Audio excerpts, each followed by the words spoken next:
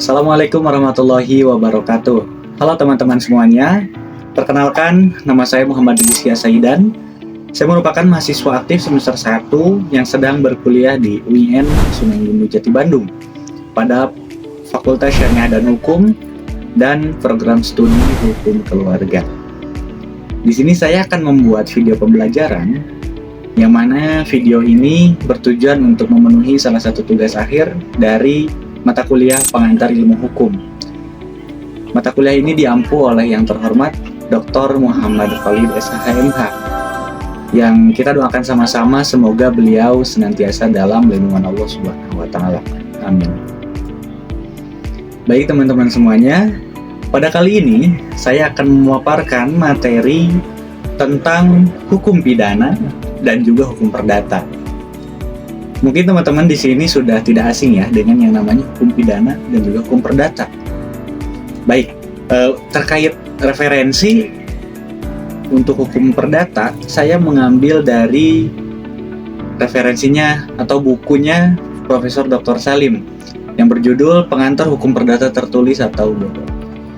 Nah, di buku ini saya beli di toko buku Ikro yang di samping kampus 1 UIN Sunan Gunung Jati Bandung, yang mudah-mudahan teman-teman ke sini bisa berkunjung untuk sekadar melihat atau membaca mungkin ya untuk menambah wawasan teman-teman. Baik, yang pertama untuk hukum perdata. Hukum perdata ini menurut bahasa Belanda yaitu burgerlijk recht. Burgerlijk recht ini diperkenalkan pertama kali oleh Profesor Joyo Diguno pada masa pendudukan Jepang. Ataupun ada nama lain dari hukum perdata ini yaitu civil recht dan juga private recht. Ini teman-teman bisa kita kaji di dalam menurut bahasanya ya, bahasa dari hukum perdata itu sendiri. Baik, kita lanjut ke definisi teman-teman. Di definisi hukum perdata ini saya mengambil pernyataan dari dua tokoh hukum. Yang pertama Vollmer dan juga Profesor Sudikno Martokusumo. Baik, menurut Vollmer, hukum perdata ialah aturan-aturan atau norma-norma yang memberikan perlindungan kepada setiap kepentingan perseorangan dalam perbandingan yang tepat antara kepentingan yang satu dengan kepentingan yang lainnya. Dan tentunya kepentingan ini lahir atau muncul dari orang-orang di dalam lingkup masyarakat tertentu, terutama yang mengenai hubungan keluarga dan juga hubungan lalu lintas.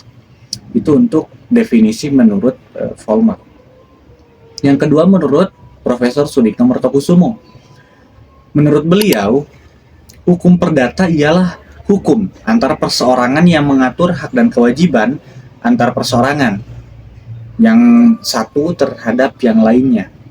Tentunya hal ini berlaku atau berada di dalam hubungan kekeluargaan, di dalam pergaulan masyarakat juga. Nah, untuk pelaksanaannya itu diserahkan kepada masing-masing pihak. Nah, teman-teman semuanya, antara dua definisi tersebut bisa kita simpulkan. Menurut hemat saya, dari kedua definisi itu menitik beratkan kepada perlindungan antar orang perseorangan dan juga kepentingan-kepentingan di dalam lingkup kekeluargaan dan juga lingkup masyarakat. Itu untuk terkait definisi. Baik teman-teman, selain itu juga menurut Vollmer, hukum perdata ini bisa dikemukakan ke dalam dua macam. Yang pertama hukum perdata secara artian luas dan juga hukum perdata secara artian sempit. Yang pertama secara artian luas, yaitu bahan hukum sebagaimana yang sudah tertera di dalam KUH Perdata atau BW, KUHD, beserta sejumlah undang-undang yang tambahan. Yaitu undang-undang tambahannya itu seperti undang-undang perniagaan, undang-undang mengenai perkumpulan koperasi, dan lain sebagainya. Yang kedua, menurut artian sempit, yaitu bahan hukum sebagaimana yang tertera di dalam KUH Perdata saja. Itu menurut Vollmer. Nah, teman-teman semuanya, sebagai informasi juga bahwasannya antara hukum perdata dan hukum dagang itu merupakan hal yang sama-sama berkaitan ya, punya korelasi tersendiri. Nah, menurut Vollmer, hukum perdata yaitu hukum yang bersifat umum dan hukum dagang hukum yang bersifat khusus.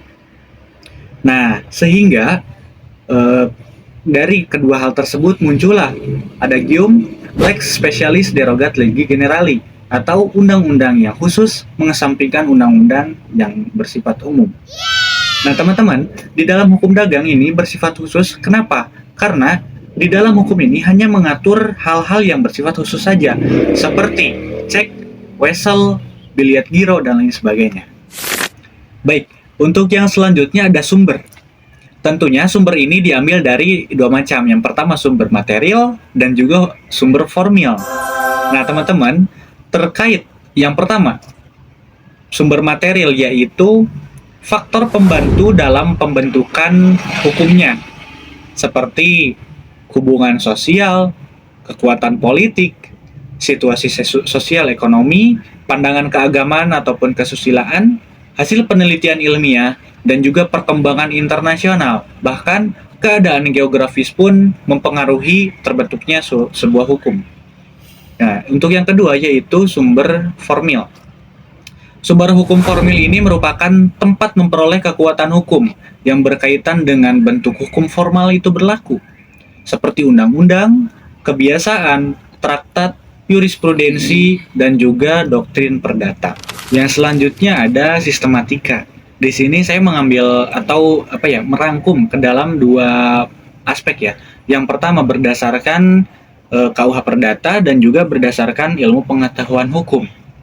Yang pertama, yang berdasarkan KUH Perdata, sistematikanya itu ada 4. Yang pertama, hukum orang, hukum benda, hukum perikatan, pembuktian, dan juga daluarsa. Nah, untuk yang kedua, berdasarkan ilmu pengetahuan hukum, itu sama, ada 4 juga. Yang pertama, hukum orang, hukum keluarga, hukum harta kekayaan, dan hukum waris. Nah, teman-teman semuanya, apabila kita padu-padankan dengan Indonesia, hukum perdata di Indonesia ini merupakan gabungan dari beberapa hukum. Yang pertama, hukum Islam, hukum adat, dan juga hukum perdata barat. Yang tentunya ini bersifat pluralistik. Baik, dilanjut ke dalam materi hukum pidana. Hukum pidana menurut bahasa Inggris disebut criminal law, dan di dalam bahasa Belanda disebut strafrecht. Itu teman-teman. Nah, terkait definisi di sini saya mengambil pernyataan dari Profesor Mulyatno. Menurut beliau, hukum pidana ialah bagian dari keseluruhan hukum yang mengatur dasar-dasar aturan untuk memastikan perbuatan yang dilarang dan diancam tentunya menggunakan sanksi pidana. Dari definisi tersebut dapat kita analisis bahwasannya hukum pidana ini menitikberatkan pada perbuatan-perbuatan yang dilarang, tentunya juga diancam dengan sebuah tindak pidana atau sanksi pidana. Untuk ruang lingkupnya ada 2 poin di sini teman-teman. Yang pertama, hukum pidana di dalam KUHP atau Kitab Undang-Undang Hukum Pidana, yaitu bahan hukum sebagaimana diatur di dalam KUHP. Untuk yang kedua, hukum pidana di luar KUHP, yaitu bahan hukum yang diatur dalam peraturan perundang-undangan di luar KUHP, diantaranya Undang-Undang Nomor 35 Tahun 2009 tentang narkoba atau narkotika.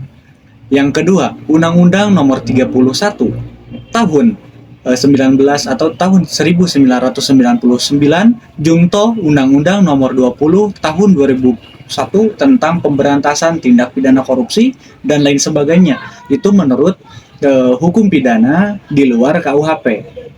Nah, terkait sumbernya, yang tentunya sumber ini dari 2 aspek ya. Yang pertama sumber material dan juga sumber formil. Untuk sumber material yaitu faktor pembantu di dalam pembentukan hukumnya seperti hubungan sosial, keadaan sosial politik, sosial ekonomi, pandangan keagamaan dan kesusilaan, hasil penelitian ilmiah, dan juga perkembangan internasional. Untuk Sumber formil yaitu tempat memperoleh kekuatan hukum yang berkaitan dengan bentuk hukum formal sendiri, seperti undang-undang, jurisprudensi, traktat, dan juga doktrin pidana. Baik, yang selanjutnya ada sistematika ya, teman-teman. Sistematika di sini saya mengambil dua poin ya. Yang pertama, sistematika di dalam KUHP lama dan juga di dalam KUHP baru. Nah, di dalam KUHP lama, di sini ada saya mengambil bukunya dari Susilo tentang Kitab Undang-Undang Hukum Pidana yang lama. Nah, di dalam KUHP yang lama ini ada 3 buku. Buku 1 tentang ketentuan umum, buku 2 tentang kejahatan, dan buku ketiga tentang pelanggaran. Itu untuk sistematika di dalam KUHP yang lama. Untuk yang kedua, di dalam KUHP baru, tentunya di dalam Undang-Undang Nomor 1 Tahun 2023. Nah, di sini hanya ada 2 buku, teman-teman. Yang pertama, buku 1 tentang ketentuan umum, dan buku 2 tentang tindak pidana. Lalu, perbedaan secara substansialnya apa di dalam KUHP baru ini? Di dalam KUHP baru, tentunya di dalam buku 1 tentang ketentuan umum, lebih merujuk kepada paradigma hukum yang modern, tentunya yang lebih korektif, restoratif, dan juga rehabilitatif. Nah, untuk korektif itu untuk pelaku, yang restoratif tentunya untuk korban, dan rehabilitatif untuk pelaku dan juga untuk korban. Jadi, di dalam KUHP yang baru ini lebih ke pendekatan yang humanis dan juga lebih modern. Nah, teman-teman semuanya, hukum pidana di Indonesia yang berlaku di Indonesia ini bersifat unifikasi, yaitu KUHP lama atau Undang-Undang Nomor 1 Tahun 1946, Jungto Undang-Undang Nomor 73 Tahun 1958, dan juga menggunakan KUHP baru, yaitu Undang-Undang Nomor 1 Tahun 2023. Nah, teman-teman semuanya, mungkin sekian saja yang dapat saya paparkan. Tentunya dalam penyampaian dan juga pemaparan tidak luput dari kesalahan ataupun kekurangan, baik itu dalam materi ataupun dalam ucapan. Tentunya saya memohon maaf atas semua itu, dan semoga teman-teman berkenan untuk memaafkan.